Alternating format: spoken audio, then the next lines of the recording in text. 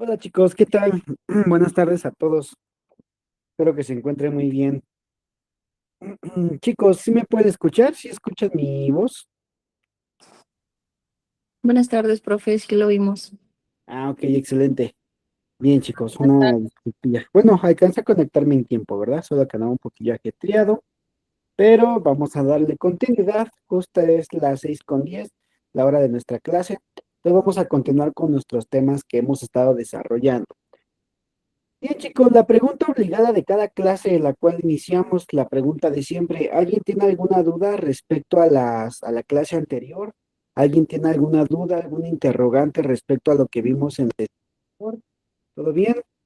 ¿No hay dudas, preguntas, quejas, inconformidades, incógnitas, tomatazos? ¿Todo bien? Bien. Ok, todavía faltan algunos compañeros más por conectarse, entonces ahorita esperemos se vayan conectando. Y vamos entonces a dar inicio como tal con nuestra clase del día de hoy. En la clase anterior, chicos, estuvimos desarrollando todo el tema de la planificación de intervenciones. Primero, voy a remontarme unas clases más atrás. Hablamos de la importancia de hacer una valoración de una comunidad para determinar cuáles eran las principales problemáticas, cuál era el estado de salud actual de las comunidades. Después decía que era importante conocer los perfiles epidemiológicos de las mismas comunidades para saber o para poder interpretar qué intervenciones pudiesen ser necesarias para el desarrollo de estas mismas. Luego de entender esto, nos decían también o nos hablaba del hecho de analizar e identificar los factores de riesgo, aquellas condiciones comunitarias que pudiesen generar que hubiera más problemáticas de salud en una comunidad establecida.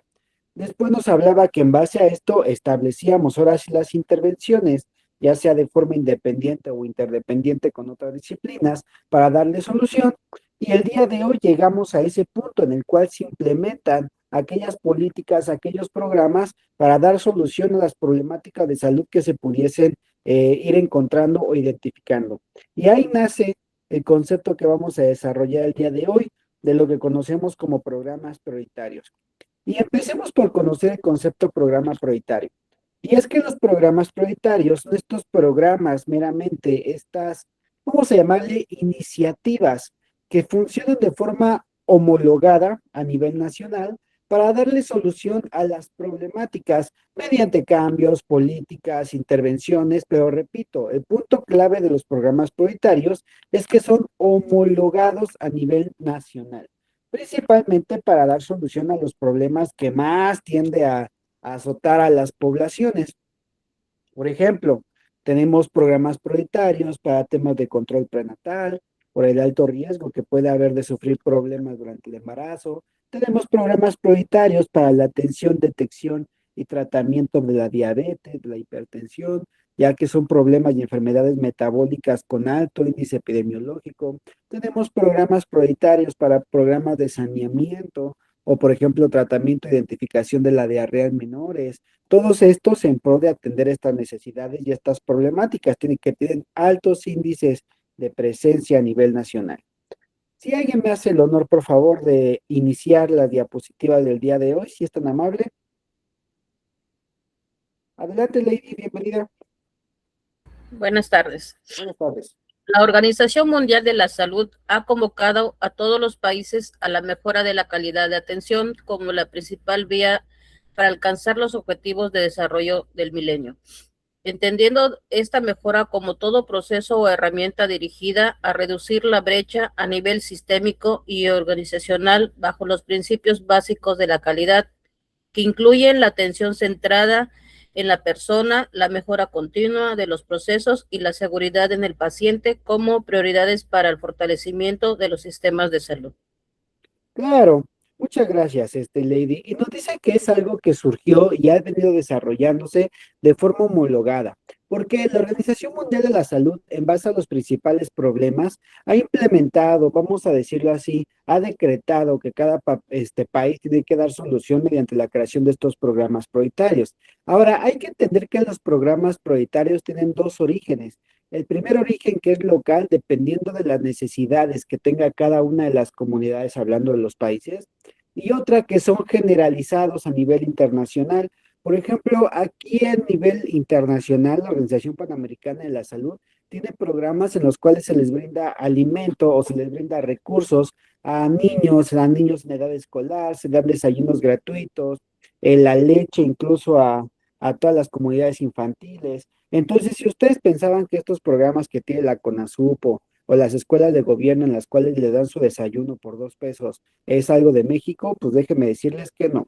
Son meramente condiciones o programas que son homologados a nivel internacional, por ejemplo, aquí a nivel América Latina, y que buscan como objetivo dar solución a estos problemas de desnutrición y malnutrición que se ha visto tan marcado generalmente a nivel de estas comunidades o a nivel Latinoamérica. La única diferencia es que cada país lo va a desarrollar o lo va a acomodar o lo va a acoplar según sus facilidades. Sin embargo, hay programas que nacen a base de iniciativas internacionales dictaminadas ya sea por la Organización Mundial de la Salud o sus descendentes, los que vienen abajo de, por ejemplo, la Organización Panamericana de la Salud, que es la que actúa aquí a nivel Latinoamérica. Entonces, todo esto en pro de dar solución a las problemáticas, ya para no darle tanta vuelta al tema, ¿verdad? Bien, dice, México enfrenta una difícil tarea para realizar acciones de salud pública, derivado de las transiciones demográficas y epidemiológicas por las que transita, por las diversidades socioculturales de sus habitantes y su regionalización geográfica. Si observas, se siguen presentando altas tasas de morbilidad y mortalidad de enfermedades crónico-degenerativas, e igualmente se enfrenta al rezago de salud, especialmente en enfermedades prevenibles en grupo materno-infantil. ¿A qué se refiere esto? México, si bien es uno de los países con mayor desarrollo a nivel de Latinoamérica, por lo menos hablando de nuestro sector, tenemos un problema con nuestras culturas, con nuestros hábitos, que nos ubican con principales problemas de salud. No por nada, yo les comentaba que México tiene serios problemas con los índices de problemas y enfermedades cardiometabólicas o metabólicas en sus generalidades. Eso nos pone a nosotros en una situación difícil ya que tenemos altos niveles, en este caso voy a hacer la mención que más se ocupa, que es la más obvia y la que se presenta más, en problemas de diabetes, en problemas de hipertensión, en problemas de obesidad, en trastornos de alimentación. ¿Y esto por qué se da? Pues meramente por los hábitos que nos hemos forjado. No por nada nos decían hasta hace unos meses todavía, decían que la obesidad, al menos en México, ocupaba el primer lugar a nivel infantil a nivel mundial y segundo lugar en adultos. Ahorita bajo el nuevo índice creo que ya bajamos, ¿eh? Creo que la obesidad ya se ubica, ya estamos en el lugar número 8, que digo, ya descendimos significativamente, ya descendimos varios lugares, ya nos quitaron el primer lugar y eso es bueno, quiere decir que están funcionando algunas políticas y programas de cambio para la buena nutrición y la adecuada nutrición. Sin embargo, eso no quita el hecho de que sigamos teniendo índices epidemiológicos, por ejemplo, las personas de la tercera edad, altísimos, ¿no? Como lo que les mencionaba hace un momento, que es la hipertensión y la diabetes. Y esto no lo digo yo, lo dicen las cifras. Una de cada 3 personas, adultos mayores o adultos que sobrepasan los 50 años, llegan a tener problemas ya sea de diabetes o hipertensión. Y esto pues también está muy ligado a los factores de mala alimentación, de sedentarismo, y los factores de riesgo que nos ha mencionado la Organización Mundial de la Salud de forma universal, ya que México sí hay que decirlo, ¿no? Duele decirlo, pero somos un país con malos hábitos. En general somos un país con muy malos hábitos y eso pues, obviamente se va a ver manifestado y se va a ver puesto, reflejado en nuestros índices de salud. Dice, por lo mencionado anteriormente, los programas prioritarios se centran en obtener mejores resultados de salud.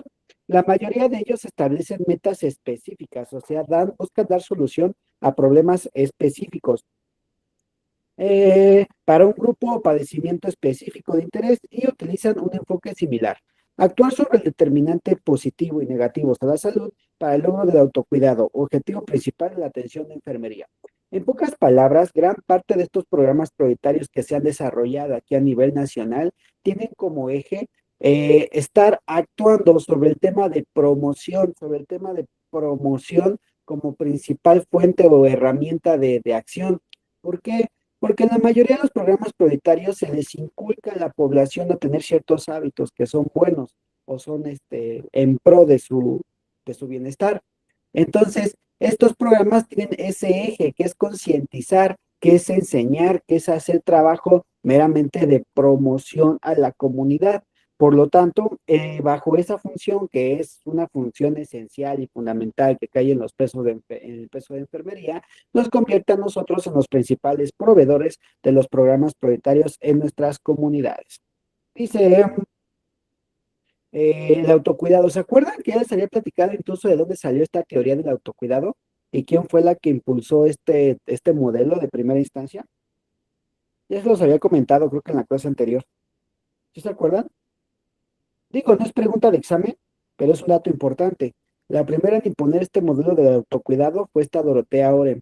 Esta Dorotea Orem decía que cada individuo tenía que ser consciente y cuidarse a sí mismo o ver por sus propios cuidados hasta que perdía la capacidad de hacerlo. Y en el punto en el cual ya perdía la capacidad de cuidarse a sí mismo, era cuando ya entraba el enfermero a dar los cuidados hacia el paciente o sus intervenciones.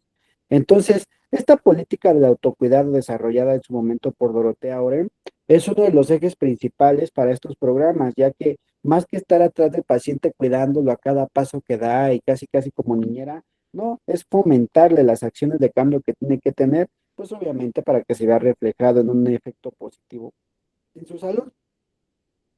Hasta ahí, ¿alguien tiene alguna duda? ¿Vamos bien, chicas y chicos? ¿Todo bien, todo bien? Ok. Ok, ¿quién me ayuda con la siguiente, si es tan amable? Adelante, Rosy.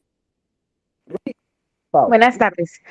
Con la finalidad de promover y facilitar la mejora de la calidad de los servicios de salud del Sistema Nacional de Salud, se han establecido guías y programas prioritarios para los profesionales de la salud, basados a los perfiles epidemiológicos y los problemas de salud detectados en las comunidades. Muchas gracias, Rosy. Y sí, es importante mencionarlo, que muchas de las bases de estos programas prioritarios se centran en el saber, digamos que homologar la atención que puedan brindar los profesionales hacia estas condiciones o hacia estos casos que se pudiesen presentar. Para ello se ha desarrollado un sinfín, de verdad, un sinfín de guías, un sinfín de normativas que buscan como tal guiar, llevar al profesional de la salud, en este caso al enfermero de la mano, para poder cumplir con los programas de forma adecuada.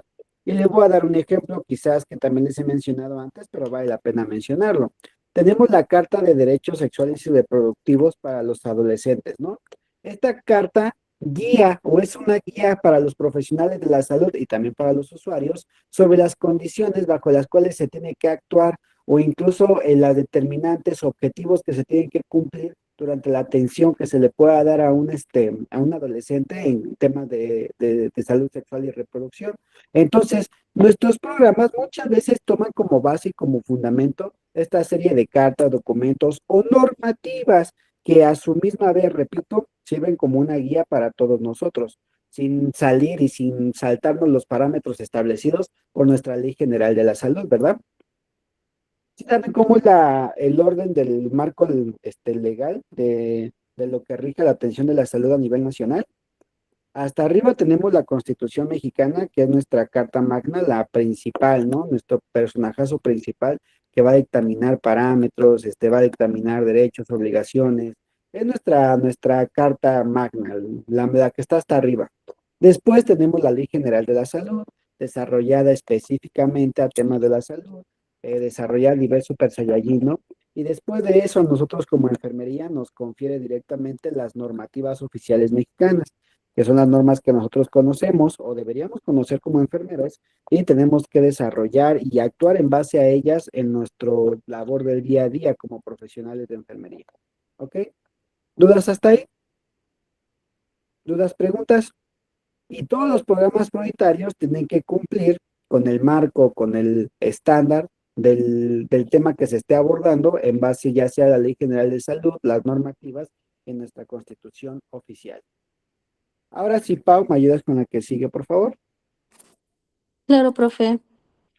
Los programas prioritarios en salud o programas de acción específicos en salud son las acciones y estrategias enfocadas para fortalecer las metas y objetivos del Plan Nacional de Desarrollo y Programa Sectorial de Salud vigente. Son congruentes con los compromisos y objetivos a nivel internacional, abatir la morbilidad y mortalidad de los grupos vulnerables. Claro, ¿no? Gracias, Pau. Uno de los principales objetivos, pues, es bajar los niveles mórbidos y obviamente, pues, que se vea reflejado también en reducir los niveles de mortalidad de la población, dándoles una mejor calidad de vida en base a los problemas que nos llevan más a comprometer la vida de los usuarios de las comunidades. Y después de eso tenemos la aparición de las NOMs y los lineamientos técnicos. Las NOM, ¿por qué son tan importantes en enfermería? Porque van a estar dictaminando todo el trabajo que nosotros desarrollamos. ¿Por qué? Porque todo el trabajo que se desarrolla como profesional de enfermería tiene una relación directa con las normativas que se han establecido. ¿Qué nos dice que son las normativas en esta, por favor? ¿Quién me ayuda?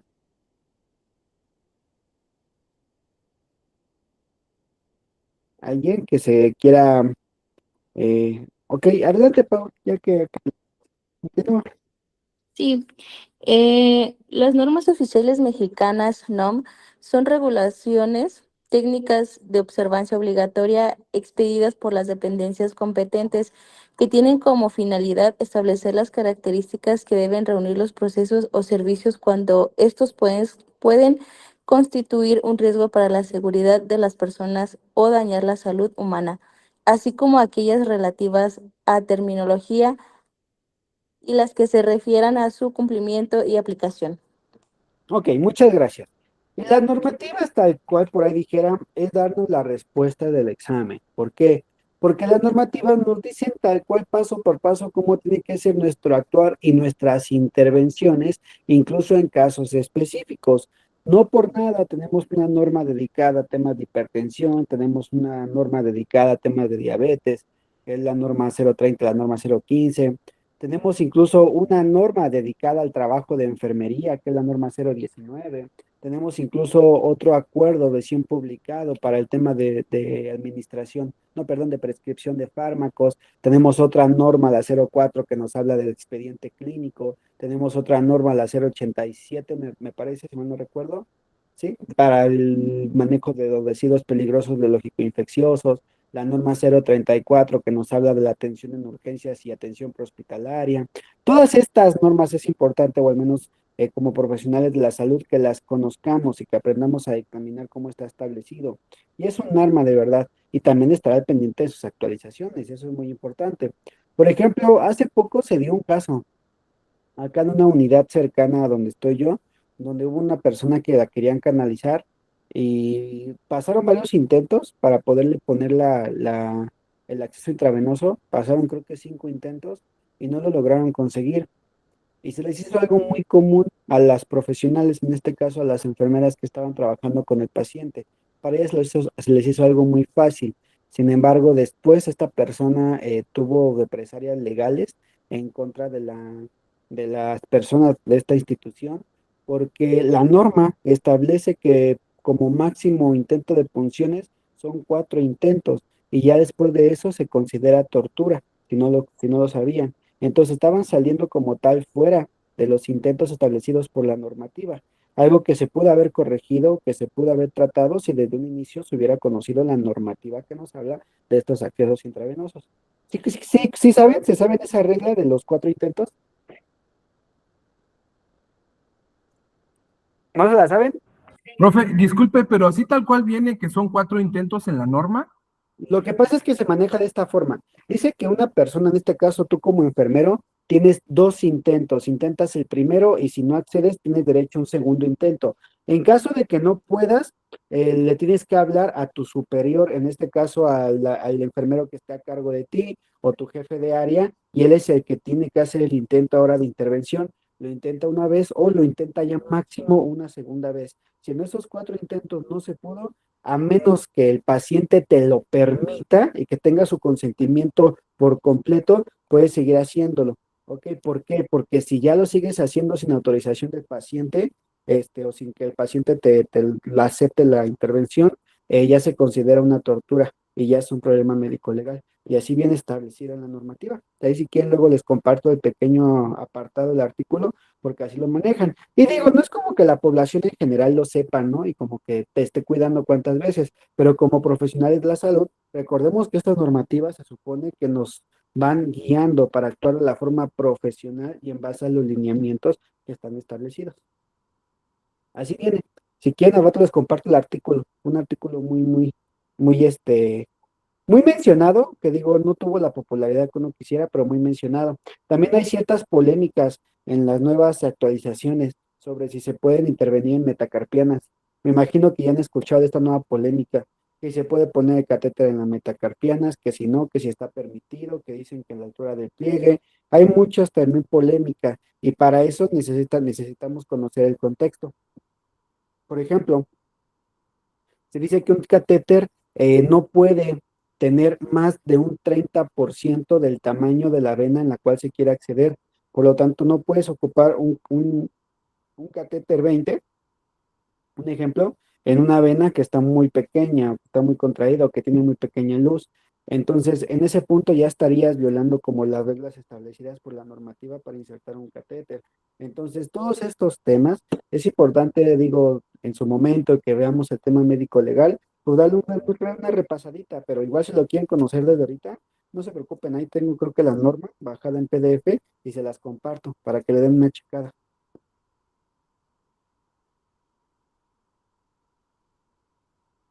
Dime, Pau, adelante. Profe, y eso que a veces la verdad sí es un problema, aunque sé que la norma dice que solo, bueno, en mi caso son dos funciones y si no, se llama a alguien más, ¿no? Pero pues también depende mucho de de cómo viene el paciente, o sea, qué tan enfermo viene, diabéticos que vienen con insuficiencia renal crónica, totalmente dematizados, últimamente nosotros tuvimos, ajá, obesidad, todo eso, tuvimos niños pediátricos de 6 meses con hasta un año con influenza y venían deshidratados, venían mal, entonces nosotros también los puncionamos y solamente nos permiten dos. Sí. Pero cuando los niños los traen con obesidad, un niño de 6 meses que pesaba más como 12 kilos, o sea, era realmente un problema, es un problema canalizarlos y aún así la mamá no quiere que le diéramos más de una punción. Entonces, esto también, híjole, sí las normas, pero también cómo viene el paciente, lo complicado que nos lo pone. La cuestión aquí es que se supone que nosotros deberíamos, bueno, se supone, ¿no? Y no es que lo hagamos mal, sino que a veces sí es complicado, pero se supone que las normativas establecen que el profesional de enfermería tendría que tener los conocimientos apropiados y suficientes para poder saber qué hacer en este tipo de casos. Yo le voy a compartir, por ejemplo, mi experiencia en el área de urgencias médicas, ¿no? Hay una intervención aledaña a las intervenciones intravenosas que se llaman intervenciones intraóseas. Y nosotros lo manejamos de esta forma. Intentas una vez, intentas otra vez, tu compañero o tu jefe es en este caso de atención, tu líder, lo intenta una vez y si no puede, nos vamos a la intraósea. Y también depende mucho cómo es la compañía en condiciones, porque si el paciente viene todo quemado, obviamente lo vas a poder canalizar. Si es un paciente con un acceso periférico difícil, no lo vas a poder canalizar en ese momento. Y si tampoco tiene los catéteres adecuados. Entonces, hay veces que nos vamos a las intervenciones que son un poquito más avanzadas y más invasivas, como las intraóseas, pero sí comparto aquí depende mucho de las condiciones del paciente.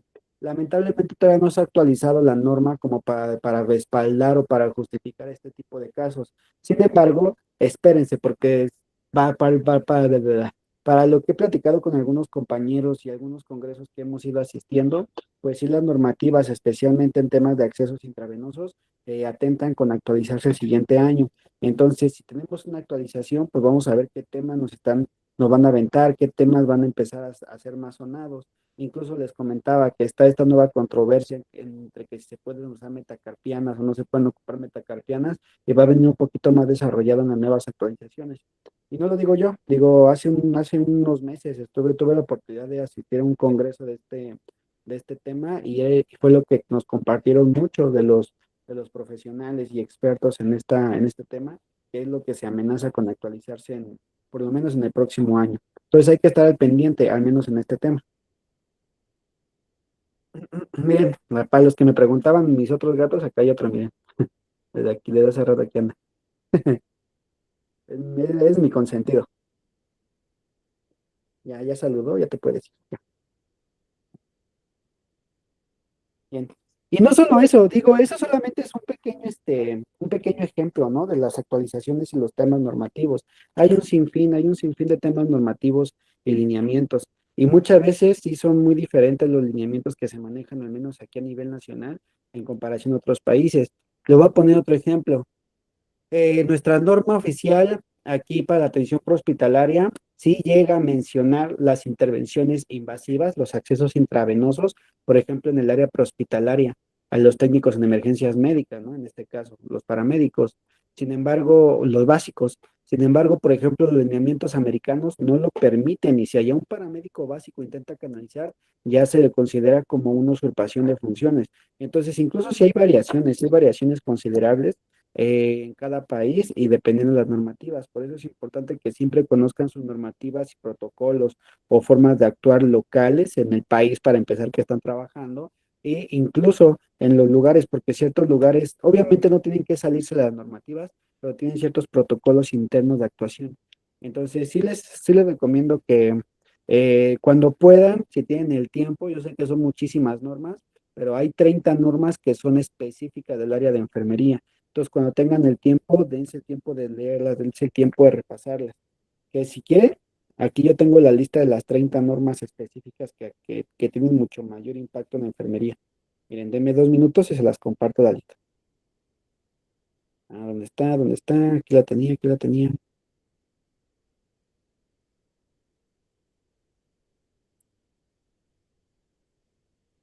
Aquí está, miren, se lo voy a compartir el link.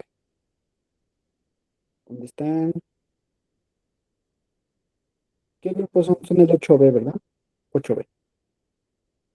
Bien, ahí les dejé un pequeño link, se me hizo un buen artículo que de hecho lo guardé para poderlo estar leyendo continuamente sobre las 30 normas esenciales de enfermería, que digo, tómense el tiempo, recuerden, 20 minutos de lectura no le hacen mal a nadie. Luego me preguntan mucho esto, es una pregunta que me hacen mucho los alumnos. Y dicen luego, profe, ¿cómo le hace para saber tanto? No hay secreto, chicos, nada más lean, pónganse a leer, tengan esa iniciativa de leer, de aprender cosas nuevas, estar al pendiente en las actualizaciones. Si tienen tiempo libre, cómprense un libro de lo que ustedes quieran, de urgencia, de medicina interna, de materno infantil, y váyanse cultivando, de verdad es muy, muy bueno. 20 minutos de lectura al día y en 2 semanas no saben meramente la cantidad de conocimientos que luego van cosechando. Entonces la lectura es muy buena. Nada más la recomendación es que sí tomen lecturas actualizadas y con buen fundamento. En tu Kindle, ¿tienes libros? Bien, muy bien, tengan esa iniciativa. Por ejemplo, ahorita está el PHTLS, que es el Pre-Hospital Trauma Life Support. Es un libro hermoso, son mil y tantas hojas, pero es un libro hermoso de la atención de urgencias en trauma. Pero ese cada determinado tiempo se va actualizando. Entonces, si tú lees el PHTLS, por ejemplo, de la 9ª edición con el nuevo de la 10ª edición, hay muchas cosas que son diferentes. Entonces, siempre trate de también leer bibliografías que estén actualizadas para que no caigan luego pues sí, en conocimientos desactualizados o problemas de impericia, ¿verdad? Bien. ¿Dudas hasta ahí, chicos? Conozcan sus normas, también es algo que yo les digo. Tenemos una norma esencial. Vamos a poner un ejemplo. De aquí, de los que están aquí, porque yo sé que muchas veces son de diferentes disciplinas. Alce la mano todos los que sean enfermeros. Yo voy a hacer la mía. Pongan ahí, den un like, todos alzaron la mano en su mayoría, los que son enfermeros. Bien, mira, Dana, Lady, Zulema, Alejandra, Rosy, Pau, Lady, todos ustedes son enfermeros. Van. Ahora les voy a preguntar algo. ¿Se saben su norma 019, que es para la práctica de enfermería? ¿O nada más como que la vieron en su momento y ya no? De verdad, sí se han dado el tiempo de leer su normativa, que ni siquiera es una normativa tan extensa, ¿eh? O sea, se ponen a leerla, en un día la acaban, y en media hora ya acabaron de leerla. Dice Iván, yo sí. Bueno, le voy a poner un ejemplo súper rápido. ¿Quién, sin que lo busquen, quién ahorita prende su micrófono y me dice cuál es la definición de enfermero según la norma oficial 019? Porque somos enfermeros, pero ¿cuál es la definición del enfermero según esta norma 019?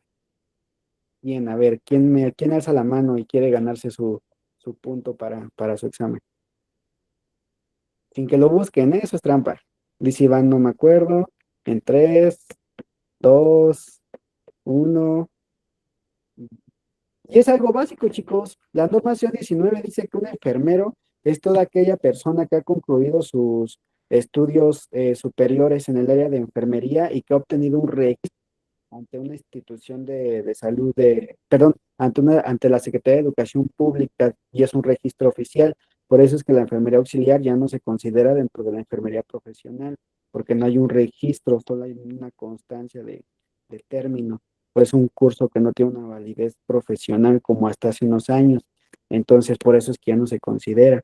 Entonces, por ejemplo, a ver, otra pregunta súper fácil, ¿no? De la norma 019, que hasta te lo marca con letras mayúsculas. ¿Se acuerdan cuál es la definición de cuidados y cuáles son los 3 tipos de cuidados que dice la norma que nosotros podemos realizar? En 5, 4, 3, 2, 1. Y es algo basiquísimo en nuestra norma, chicos. Dice que todo enfermero puede realizar 3 tipos de cuidados, que son los cuidados de baja, media y alta complejidad. Y que tú como enfermero, en este caso, según el nivel que tengas, son los cuidados que tú puedes realizar. Por ejemplo, si eres técnico cuidador, te puedes quedar solamente en los cuidados de baja complejidad y algunos de media complejidad, que solamente cumplir con las necesidades básicas del paciente y los de media complejidad ya son procesos de enfermería, pero que son procesos, entre comillas, no tan complejos. Por ejemplo, poner una inyección. Para poner una inyección, para poner una intravenosa, sí necesitas ser enfermero, necesitas unos conocimientos, pero no necesitas una especialidad. Y los cuidados, por ejemplo, de alta complejidad, son aquellos que suelen dar los enfermeros, pero que tienen una especialidad y el dominio de algunos instrumentos avanzados. Por ejemplo, yo les podría decir ahorita, de aquí les digo, vamos a poner una inyección y creo que todos saben poner una inyección. Sin embargo, yo les digo, ¿sabes qué? Vamos a conectar el electrocardiograma y vamos a identificar el ritmo cardíaco que tiene el paciente y ver si lo podemos desfibrilar. Va a haber alguno que me entienda, a lo mejor va a haber otro que me diga, ¿qué es eso, no? ¿De qué me está hablando? Bueno, eso ya son cuidados meramente de alta complejidad, porque requieren cierto conocimiento especializado en algún tema, además del dominio de algunos instrumentos avanzados. Y esto lo está y son principios fundamentales de nuestra norma. Entonces, si les puedo dar un consejo, ¿no? Como profesor, es que cuando puedan, échense un chapuzón ahí por las normativas.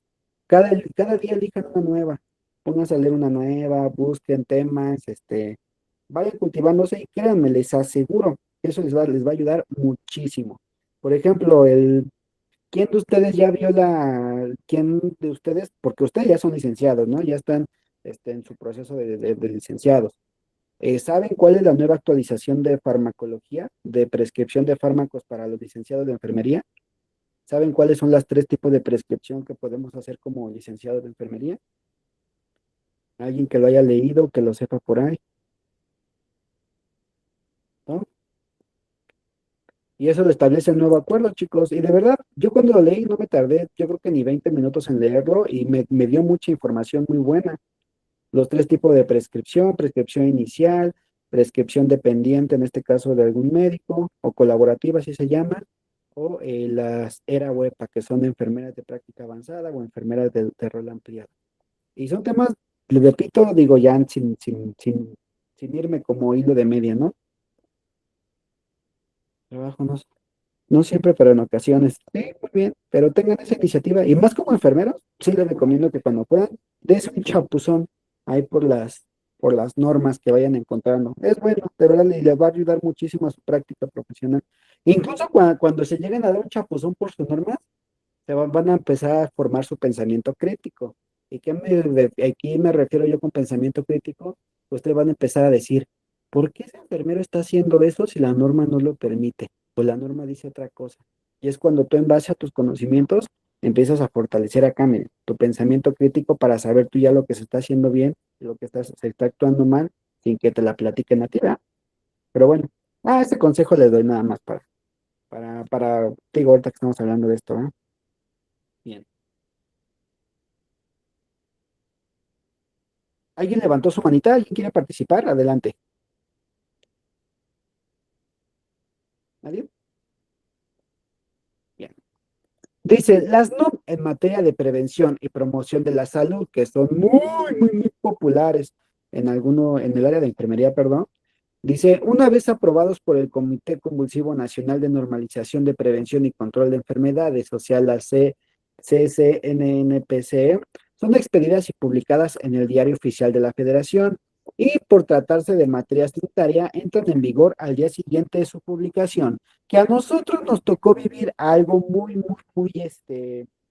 ejemplificado de lo que es este proceso. Y es que justamente cuando salió el DOF 2110-2025, que fue la actualización de las nuevas normativas para la prescripción de fármacos en enfermería a nivel licenciatura, eh, salió el nuevo parámetro en el cual pues ya nos decía cómo prescribir y justamente se publica el 21 y para el día 22 ya había entrado en vigor.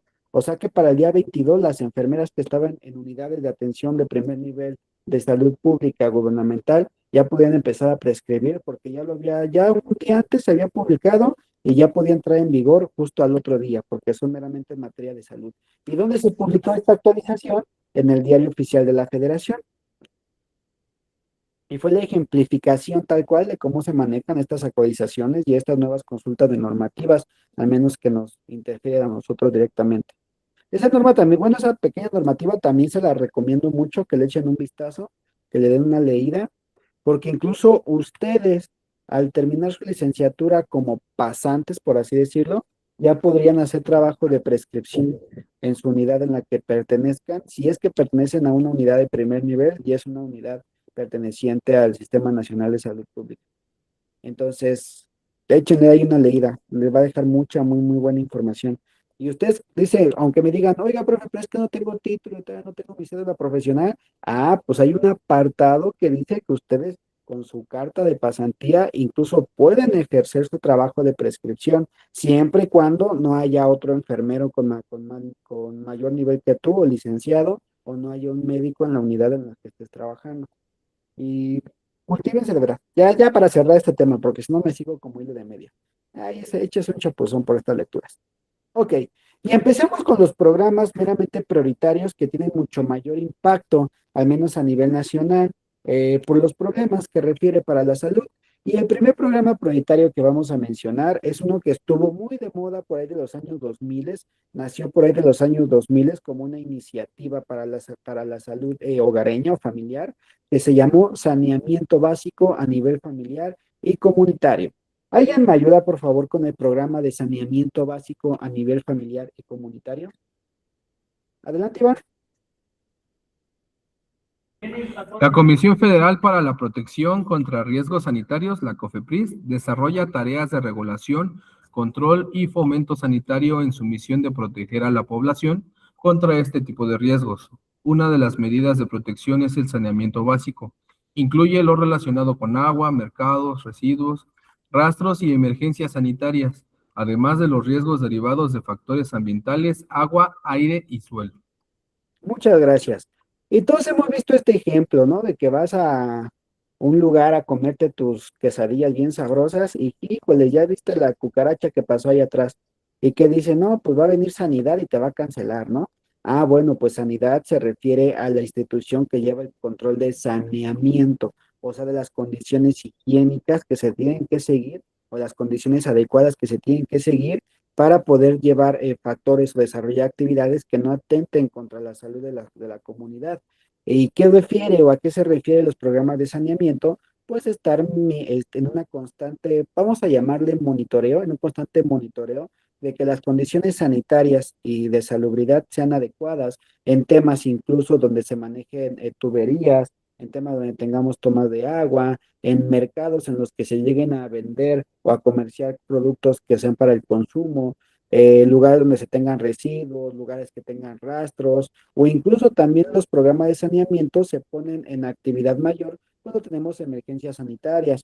Por ejemplo, hace unos años que tuvimos el COVID-19, pues obviamente el tema de la sanidad fue algo que estalló en su punto nivel Super Saiyajin, ¿no?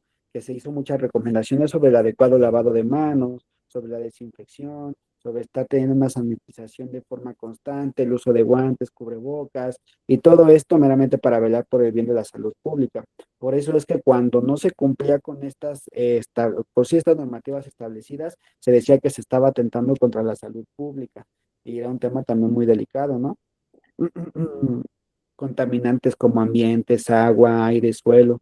Aquí, por ejemplo, en San Juan, no sé si conozcan, acá en San Juan, Ciudad de México, donde está el mercado de San Juan, que venden, ese mercado es un sí mercado que venden carnes.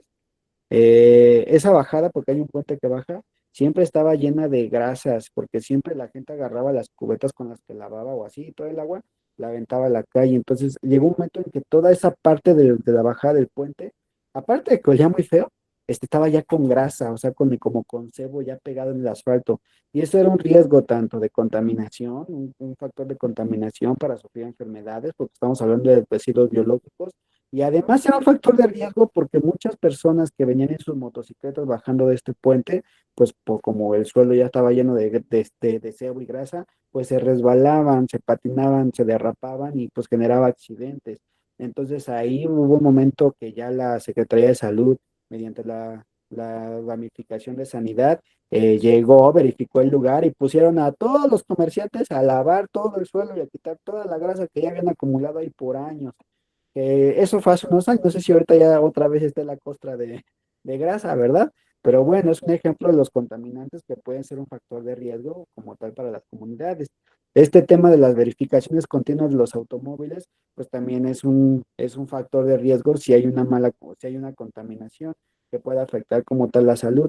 Recordemos que las ciras están a la orden del día y creo que ya les había platicado ese chismecito, que al menos en Ciudad de México, vivir un día completo respirando el humo de la Ciudad de México es lo equivalente a fumarse 20 cigarrillos. Entonces, obviamente en todos estos temas, quien tiene que tomar la batuta y quien tiene que tomar acción, pues es la Comisión de Saneamiento Nacional. Para ser más específico, la COFEPRIS, Comisión Federal de Riesgo Sanitario. ¿Dudas hasta ahí? ¿Dudas, preguntas? ¿No? Y aquí mi gatito anda haciendo travesuras, tengo que andar viendo que no jale mis cables. Bien. Y no solamente eso hace Cofrepris, Cofrepris también es una institución que, está ligada con muchos otros temas.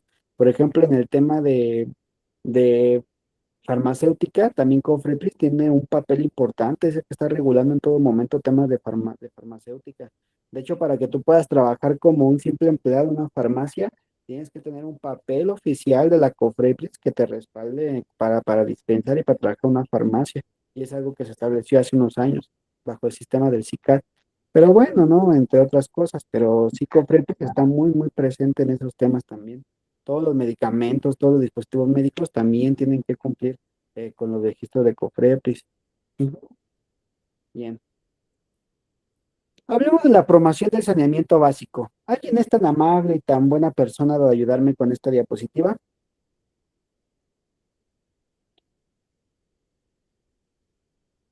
Ah, sí, Rosy, también hay que decirlo que también, bueno, no me gusta hablar en esos temas, ¿verdad? De polémica social, pero sí luego llegan a haber situaciones que no podemos controlar, lamentablemente existen, pero hay muchos temas en los que se hacen las cosas de formas en que no deberían hacerse, y pues eso también es un compromiso para la salud, ¿verdad? Y pues un riesgo sanitario. Aquí en Tijuana han cerrado una clínica en Rosarito como 20 veces y nada más le cambian el puro nombre y a cada rato se les mueren pacientes ahí. Y no solo ahí, hay un cirujano estético Ujú. que él tiene su sala en un edificio muy popular aquí en Tijuana que le llaman Las Torres. Ajá. Y también a cada rato se le mueren pacientes y a cada rato lo clausuran y a cada rato vuelve a abrir. Ah, caray, no paran ahí. Y no solo en ese, hay uno que se llama Edificio F y ahí también se les mueren pacientes a cada rato. Y cuando hacen su escándalo es porque son pacientes extranjeras. Ah, ok. Y son las que llegan a hacer De su hecho, uno de Rosarito, ese de Rosarito, a cada rato le cambian el nombre y lo cierran. Ahorita se llama Hospital Jerusalén. Ajá. Entran por la parte de atrás y aún con los sellos de clausurado y continúan trabajando. De hecho, ahí se murió la esposa de un senador de Georgia y fue cuando empezaron a hacer su escándalo, pero a cada rato lo vuelven a abrir. Dice Iván, ¿sabes si estás contra? No, Iván, no se vaya a esos lugares. No, pero está mal, digo, ahí Cofepris debería poner atención, hacer un chequeo, hacer una cancelación completa, Es desmantelamiento. que Hay que lo hace al resolver. momento, pero vuelven a abrir y Es que vuelven con lo mismo. sí, De hecho, hay muchísimos casos de influencers, se acaba de morir una influencer.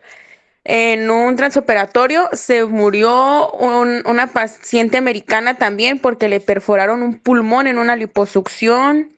su máquina. Entonces, o sea, cierran y vuelven a abrir, cierran y vuelven a abrir. Y en ese hospital, en el Hospital Jerusalén, a cada rato se les mueren. Dice Armando, vamos a hacer prácticas que no, Armando, que no. De hecho, hay un cirujano, yo una vez fui a cuidar a una paciente, Ajá. pero yo no quise volver a ir porque les dije, ¿saben qué? No. Y me dijo el doctor, no, te pago más. Y le dije, mira, doctor, la verdad, quédese sus $150. Prefiero estar libre, así que quédeselo. Si usted tiene la conciencia, adelante.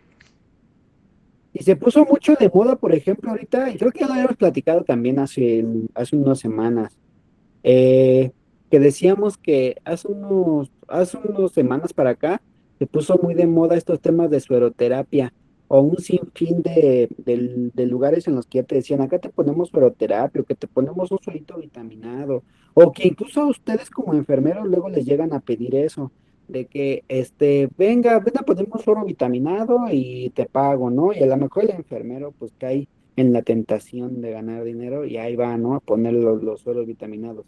Pero eso también es una situación muy delicada, ya que para tú poder administrar esos temas, no cualquiera lo puede hacer por meningitis. Ay, fíjese, ese caso que publicó Ana Karen también está severo.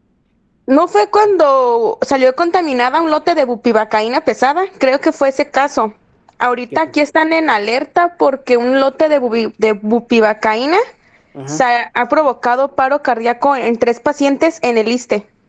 su máquina. ¿Y va contaminado? Pues por contaminación.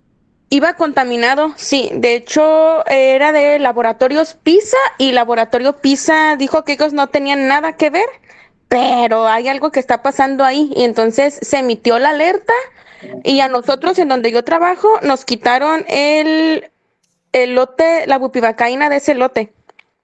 Sí, digo, no es por tirarle a ninguna empresa, ¿no? Pero PISA seguido y continuamente tiene esos problemas. Yo les comparto mi experiencia, le estoy hablando del 2017, si mal no recuerdo.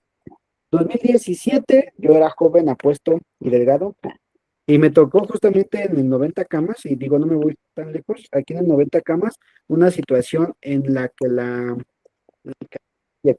micacina inyectable de 500 venía contaminada. Era la 1937.01, si mal no recuerdo, la clave de ese medicamento. Sí, creo que sí. Y ese medicamento salió contaminado, y no, era la 1956, perdón, 1956, la clave de ese medicamento. Y salió contaminado y también nos hicieron hacer un operativo para poder recuperar todas las piezas de este fármaco con cierto lote que se habían distribuido. Y ese afectó directamente acá en la zona oriente de la Ciudad de México y Estado de México, lo que eran Los Reyes, Nezahualcóyotl, Chimalhuacán, Chalco, Texcoco, a todas estas comunidades les afectó. Y repito, le estoy hablando de que fue en el año 2017. Y también, justamente, también era de laboratorio PISA. De hecho, en 2018 aquí estuvimos quitando un lote de efedrina y de ketamina. ¿Y Y de qué pues ahorita, laboratorio? y de era PISA, de hecho. Y Ay, el sodipental también. Lo único que extraño yo es la ketamina porque yo trabajo con un anestesiólogo pediatra en algunas ocasiones y sí nos hace falta la ketamina porque es más noble. sí, sí, sí, sí. Es más noble para trabajarla. Bien. Y le digo, entonces, COFEPRIS realmente tiene un sinfín de papeles para interactuar y para trabajar, pero uno de los que también controla o es punto de referencia es para los riesgos sanitarios también, hablando de saneamiento. ¿Alguien me ayuda, por favor, con la siguiente, si es tan amable?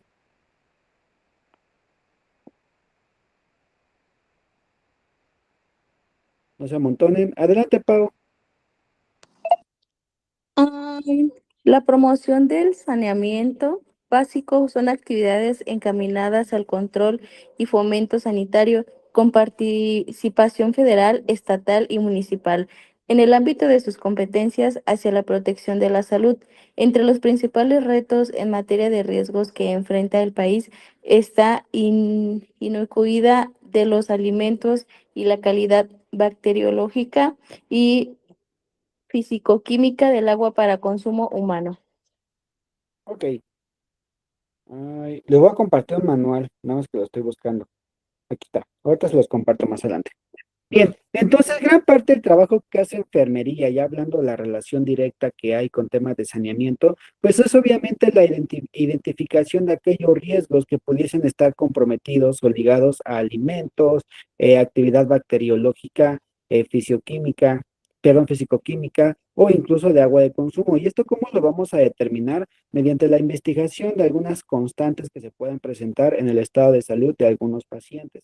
Por ejemplo, si tú sabes que 3 pacientes tomaron el mismo alimento, comieron en el mismo lugar y esos mismos 3 pacientes tienen la misma afección, la misma infección, ya estamos hablando de que pudiese estar relacionado con un ay, perdón, con un tema de mala sanidad que está teniendo lugar en el cual se están expidiendo sus medicamentos. Y más que nosotros vayamos a hacer algo, que nosotros vayamos ahí, gracias, Flor, que vayamos allá a cancelarlos, pues nosotros tenemos que hacer un aviso, nosotros tenemos que reportar nuestros hallazgos directamente a Cofrepris, y en este caso Cofrepris, pues es el que se encarga de poner en marcha las intervenciones necesarias. Pero nosotros tenemos que identificar y en algún caso hacer nuestros reportes necesarios. Dice, el saneamiento básico resalta la importancia de actividades preventivas más que correctivas, o sea que el trabajo del saneamiento es prevenir más que corregir. Debe contemplarse con un enfoque integral, ya que la salud es una parte indispensable para el mejoramiento de la calidad de la vida. El saneamiento básico es para el mejoramiento y preservación de las condiciones sanitarias, de fuentes, sistemas de abastecimiento, de agua para uso y consumo, disposición sanitaria discretas, manejo sanitario de residuos sólidos municipales, control de fauna nociva y mejoramiento de las condiciones de viviendas. ¿Alguna duda hasta ahí, chicos? Y está relacionado con todo, ¿eh? Incluso en lugares en los cuales hay una gran interacción como las escuelas, se tiene que cumplir con la normativa de saneamiento, ya que al no tener saneamiento, las medidas adecuadas, pues eso también puede ser un factor que comprometa la salud de los que lleguen a interactuar con estos puntos. Por ejemplo, una escuela que tiene baños sucios que pueden ser un foco de infección, pues obviamente no cumple con la normativa de saneamiento y es un peligro que se vuelve comunitario para todos los pequeños que puedan asistir a ese punto. Y esto les decía yo que fue algo que se puso muy en su máximo punto a partir de los 2000 y se ejercieron los manuales de saneamiento profesional o incluso saneamiento básico hogareño. Y ahorita les voy a compartir.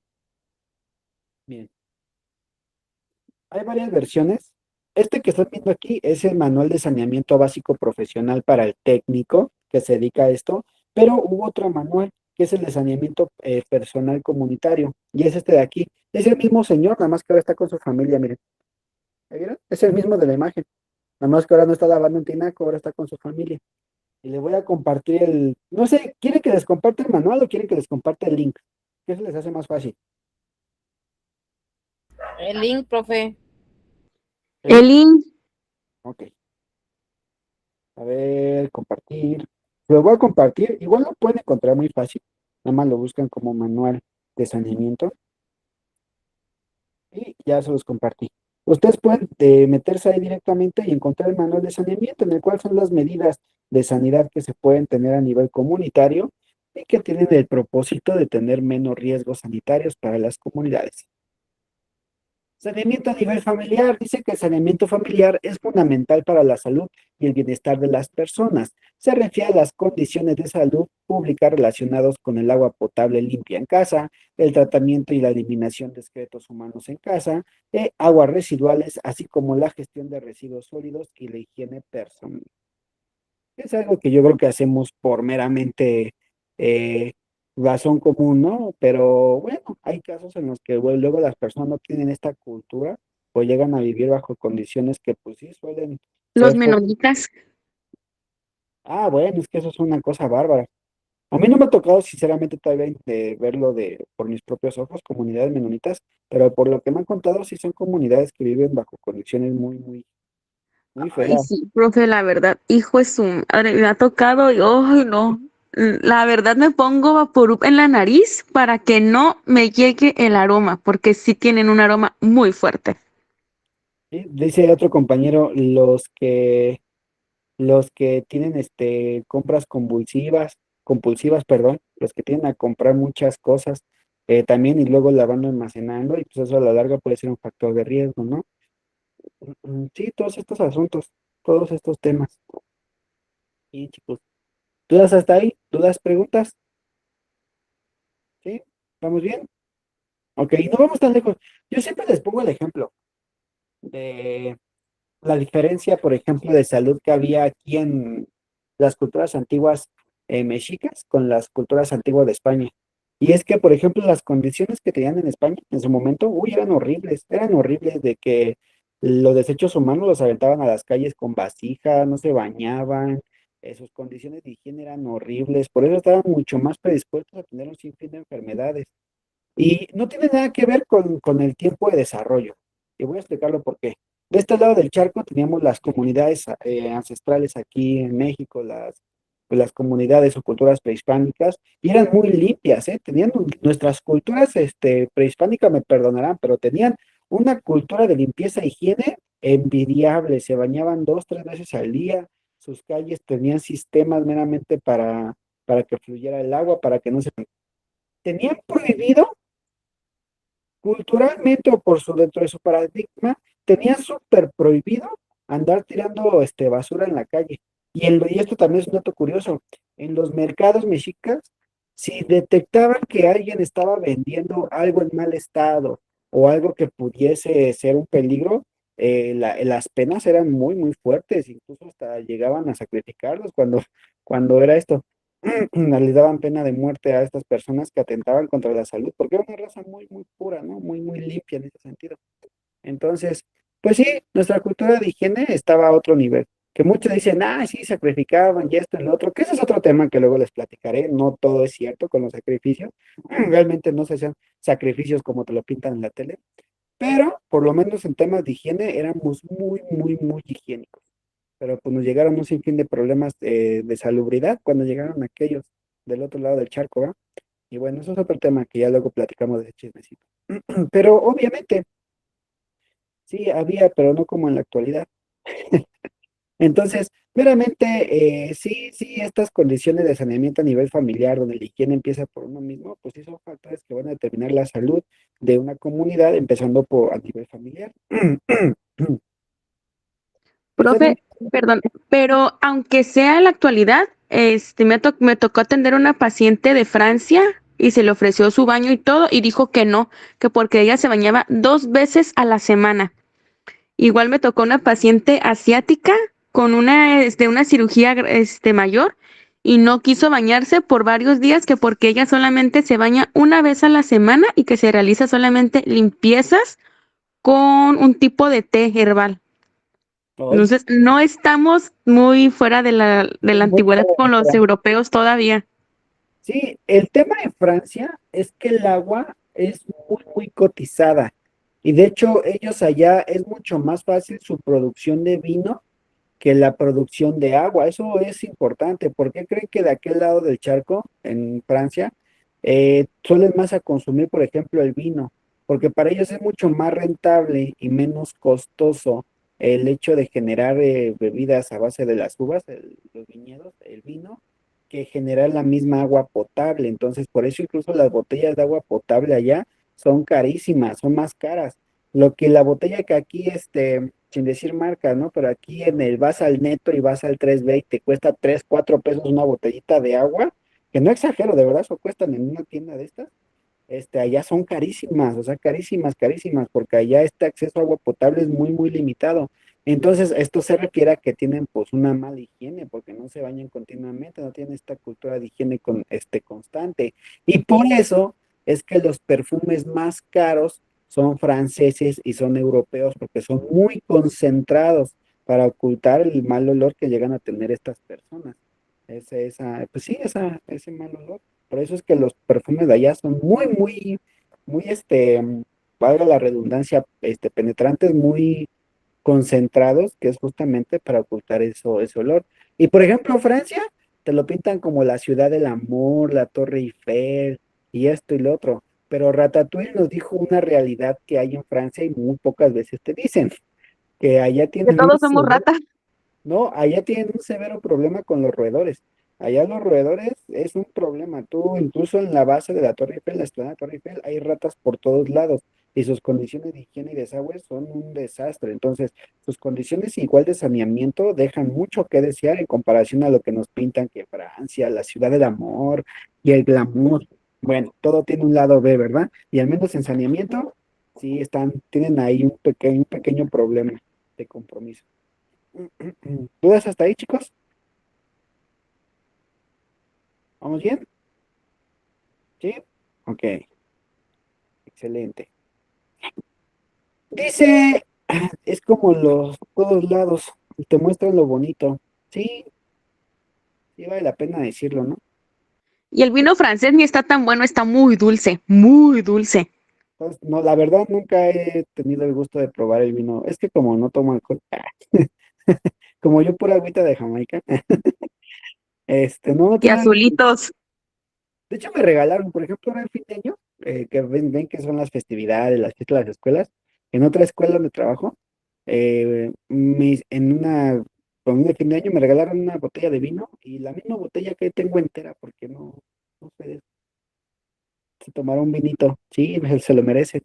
¿O será que no lo sé tomar? Porque dicen que se disfruta hasta con queso y así. La verdad, como nunca he tenido ese acercamiento con esas, prácticas de la alta, pues Con no, un ¿verdad? queso azul, dependiendo del vino, pero con un provolone sí queda un vino seco. Y si hay alguno en Querétaro que es un provolone ahumado en mezquite y hay otro provolone que es ahumado con la planta del vid y ese está muy bueno. ¿Cómo cree? Si yo me lo iba a tomar con queso Oaxaca. Entonces no era así. Pues también se puede, ¿eh? De hecho, en Valle de Guadalupe te ofrecen una tabla de quesos y va queso provolone, va un queso manchego, va queso ahumado, pero hay uno que es ahumado con el vid y sabe muy diferente y va con un queso azul. Órale, bueno, yo no sabía, fíjate. Ahí luego nos compartes cómo es la toma el insumo de quesos. Porque yo sinceramente en esos temas estoy perdido, ¿verdad? Pero bueno, continuemos, chicos. Dice, el saneamiento a nivel familiar y comunitario es importante porque previene la propagación de enfermedades y mejora las condiciones ambientales y de salud. Otras razones de salud sociales y comunitarias por las que el saneamiento es fundamental es, número uno, prevenir otro de los problemas que es una constante, que es la diarrea. Dice que la falta de eliminación de desechos provoca enfermedades diarreicas, como el cólera, y la disenteria. En esa clase muestra una clase de hoy de vino. Dice, lo que puede provocar deshidratación o muerte, especialmente en poblaciones vulnerables como bebés, niños y ancianos. Entonces, el saneamiento adecuado va a ayudar a prevenir este tipo de enfermedades. Dice que también tener un adecuado saneamiento comunitario aumenta la asistencia a la escuela. Dice que la asistencia de las niñas en particular mejora cuando tienen acceso a instalaciones sanitarias y productos de higiene femenina. ¿Qué otro tema importante? Dice que disminuye la incidencia de la desnutrición. Los niños se ven especialmente afectados por la desnutrición y el retraso de crecimiento relacionados con la mala nutrición, el saneamiento y la higiene. Y también, obviamente, si no hay una higiene, pues hay frecuentes diarreas e infecciones infantiles. Siguiente punto, mejora la situación socioeconómica. El uso de instalaciones sanitarias mejoradas aumenta los ingresos y la falta de estas instalaciones provoca inversamente pérdida de trabajo debido a enfermedades para muchos adultos en Países Bajos. Muchas veces en estos lugares que hay poco desarrollo, pues obviamente se carece de instalaciones adecuadas y pues también baja la productividad incluso de algunos puntos laborales, viendo una afectación o desarrollando problemas en el estado socioeconómico de la comunidad o incluso del lugar donde estemos desarrollando. ¿Dudas hasta ahí? A ver, déjame ver acá.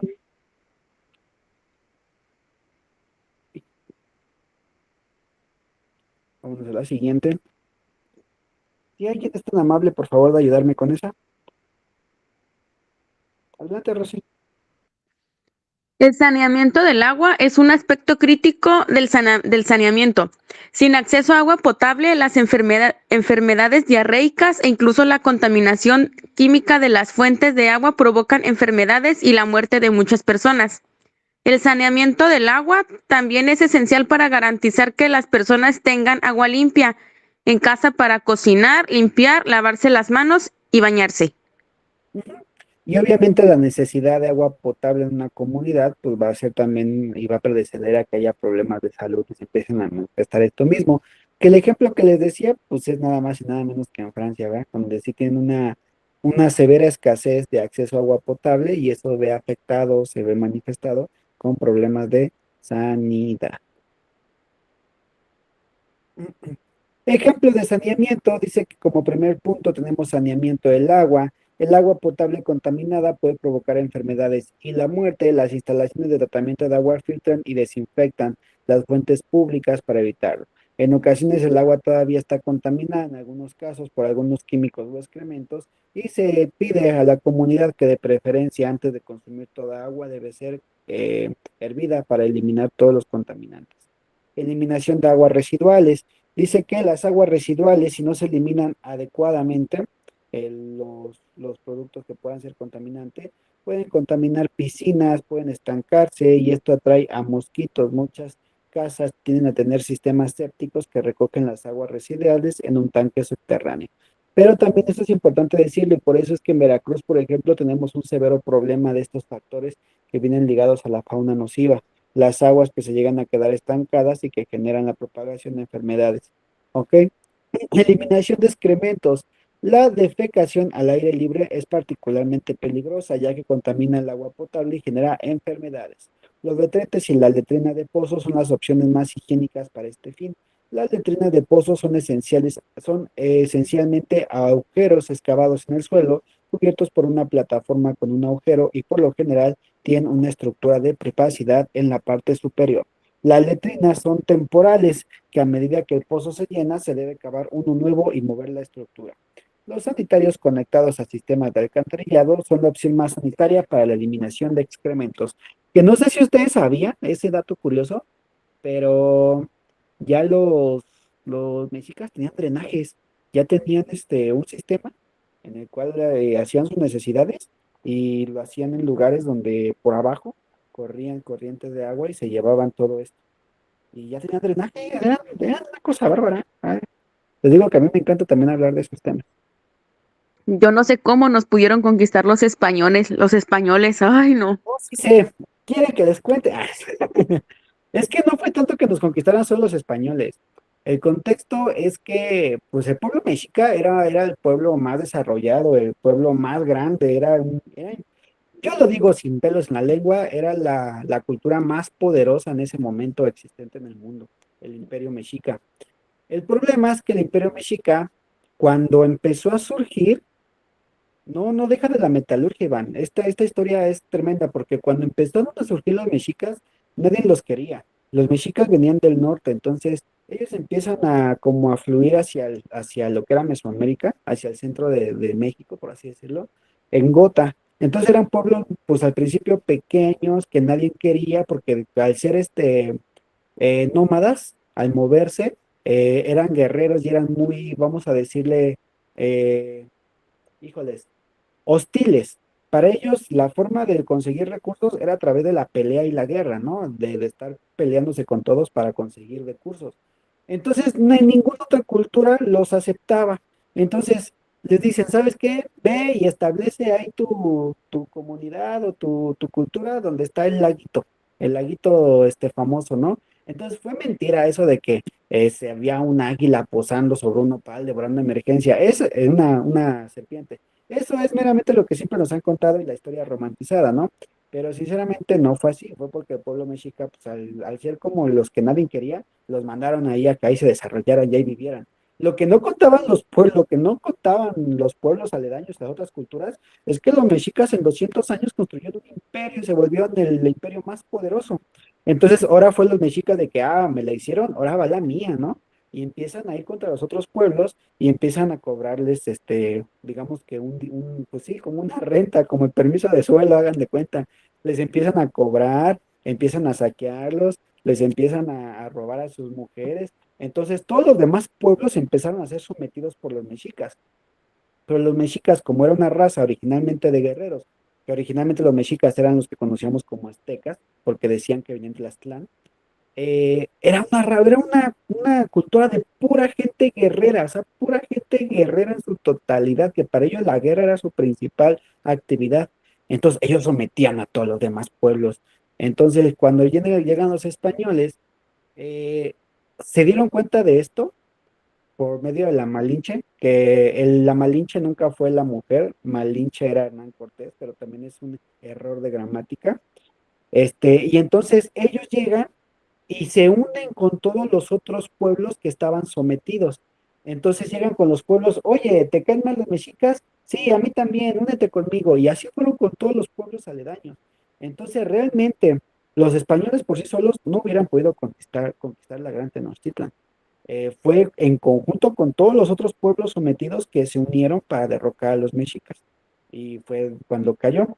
Qué dato curioso sobre eso, el Imperio Mexica cayó un 13 de agosto y justamente las fechas 13 de agosto es cuando el sol baja exactamente por las pirámides de Teotihuacán, baja exactamente por la pirámide del sol de Teotihuacán. Qué dato curioso, la pirámide de Teotihuacán se construyó muchísimo tiempo antes de que existieran los mexicas como cultura. Pero bueno, ya les digo, luego con más calma hablamos de eso, ¿verdad? Pero es una historia que nos han contado mal.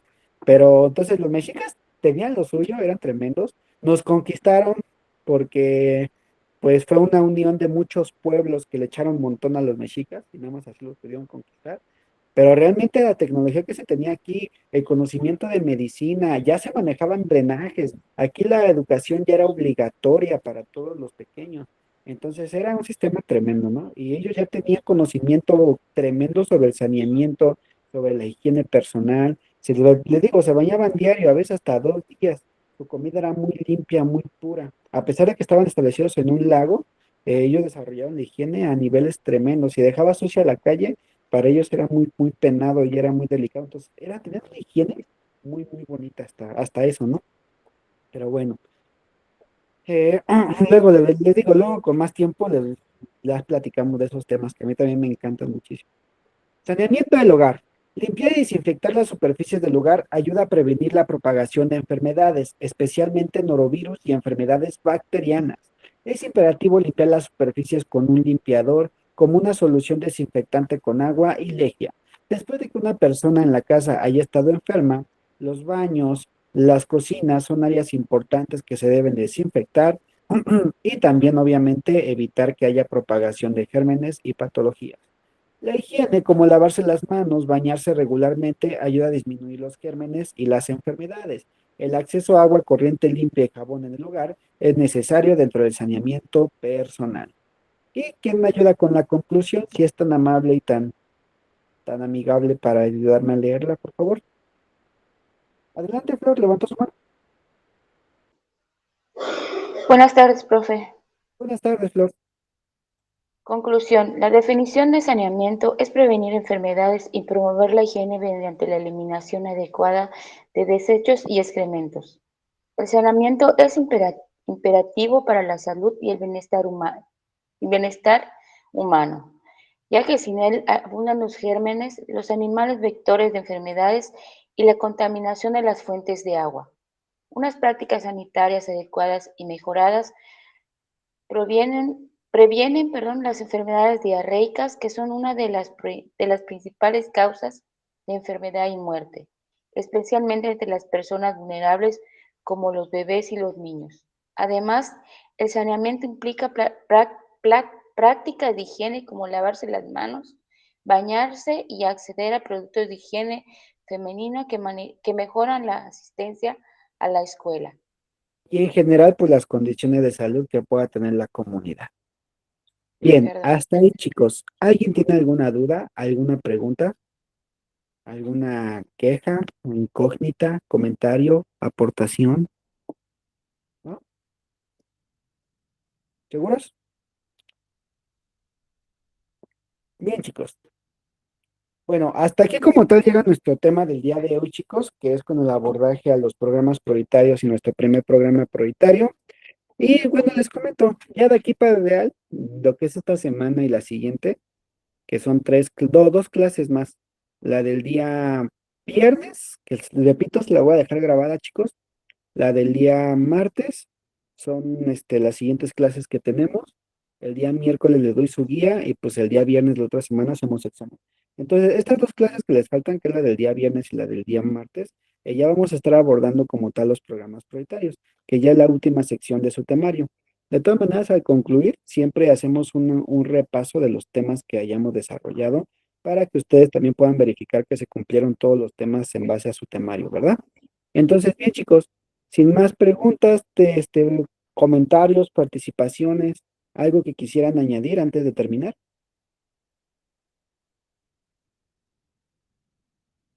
¿Nada?